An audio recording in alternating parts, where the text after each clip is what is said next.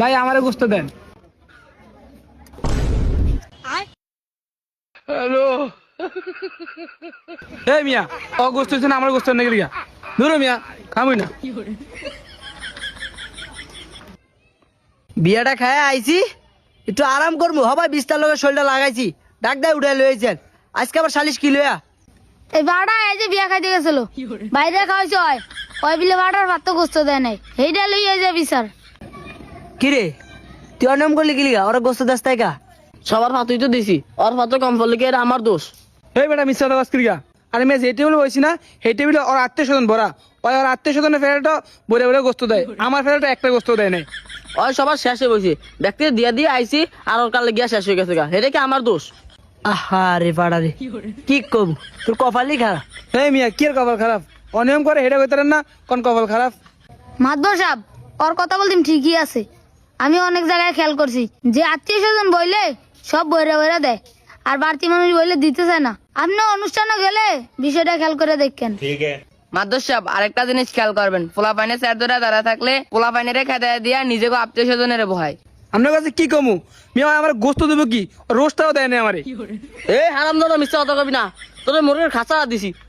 এ হালার ফুট এটা খাসা রে এটা মোরগের ডুমফুট কি হে পাড়া হ্যালো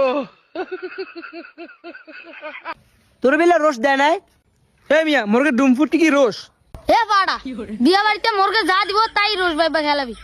ই ডুমফুট কি দেয় আবার রোজ ভাইবে খাই লাইবো।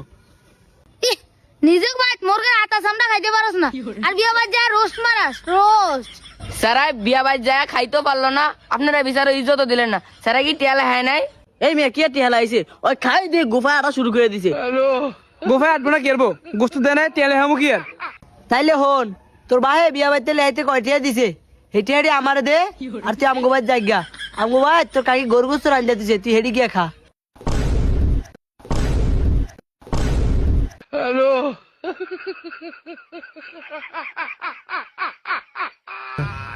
মিয়া দিলেন তো টিয়ার কথা উঠে ছোটবেলার কথা মনে করিয়া একবার আব্বা বিয়া খাইতে 500 টিয়া লয়ে ভাড়াইছে 200 টিয়া থাকলে হ্যাঁ 300 টিয়া মাইরা দেয়া পড়ছে।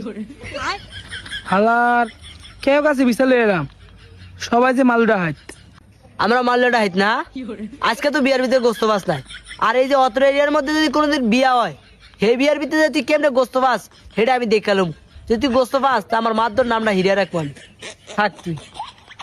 হ্যালো আমি আমারও দেখলাম অত্র এরিয়ার অনুষ্ঠান হয়ে তুই কেমনে গোস্ত পাস।